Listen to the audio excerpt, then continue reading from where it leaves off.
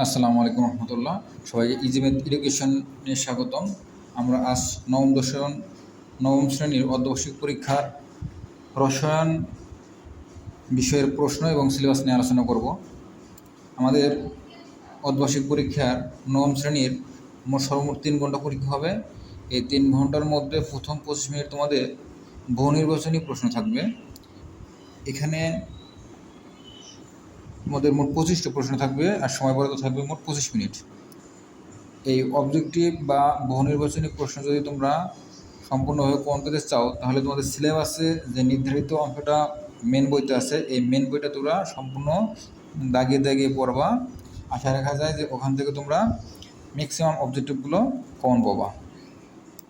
এবং একটা কথা মনে রাখবা, যে যত অনুসরণ করবে তার পরীক্ষা তত বেশি ভালো হবে।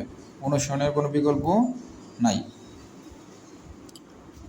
এই জন্য তোমরা মেন বইটা বেশি বেশি পড়ার জন্য চেষ্টা করবা।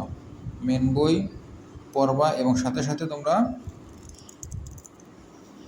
লিখবা, তাহলে তোমাদের অবজেক্টিভ তোমরা অনেক শক্তিশালী হবা।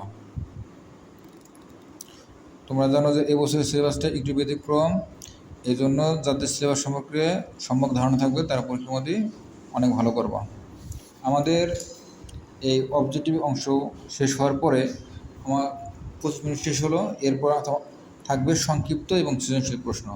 সংক্ষিপ্ত প্রশ্ন থাকবে মোট 60টি। সিলেবাসে যে অংশ তোমাদের দেওয়া থাকবে সেই অংশ থেকেই আসবে।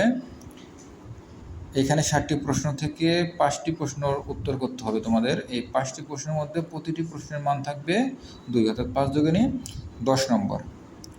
এইটা সম্পূর্ণভাবে কমন করার জন্য তোমাদের সিলেবাসে যে অংশটা আছে সেই অংশটা তোমরা বাসায় ভালো করে প্র্যাকটিস করবা।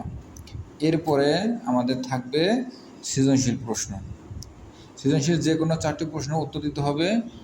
এই 4টি প্রশ্নর মধ্যে তোমাদের সিলেবাসের যে অংশটা বইয়ের মধ্যে আছে সেই অংশ থেকে আসবে। এখানে মোট প্রশ্ন থাকবে তোমাদের 60টা। এই 60টা থেকে যে কোনো 4টা প্রশ্নের উত্তর দিতে হবে। 4টা প্রশ্নের মান থাকবে প্রতিটা প্রশ্নের 10 করে, 4 10-কে 40 নম্বর। এইটা তোমরা যদি কমন পেতে চাও বা ভালো করতে চাও, তাহলে তোমাদের মেন বই প্লাস সহকারী যে বইগুলো আছে সেই বইগুলো থেকে তোমরা বেশি বেশি করে প্র্যাকটিস করবা। আশা রাখা যায় যে তোমরা এখান থেকে অনেক কিছু কমন পাবা।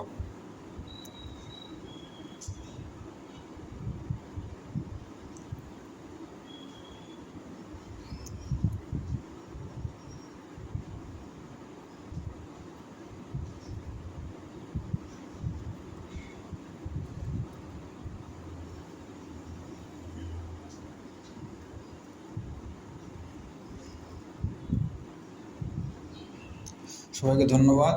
এই ধরনের আরও ভিডিও পাওয়ার জন্য আমার চ্যানেলকে লাইক এবং সাবস্ক্রাইব করুন। সবাইকে ধন্যবাদ।